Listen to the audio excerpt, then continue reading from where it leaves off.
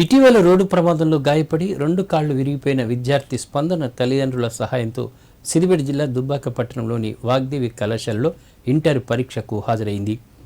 మెదక్ జిల్లా రామంపేట మండలం బాగిర్తిపల్లి గ్రామానికి చెందిన సత్యనారాయణ కవిత దంపతుల కూతురు స్పందన దుబ్బాక మండలం లచ్చపేట మోడల్ స్కూల్ హాస్టల్లో ఉంటూ ఇంటర్మీడియట్ మొదటి సంవత్సరం చదువుతోంది. ప్రమాదవశాత్తు బైక్ పై నుంచి పడడంతో 2 కాళ్లు విరిగి నడవలేని స్థితిలో ఉంది.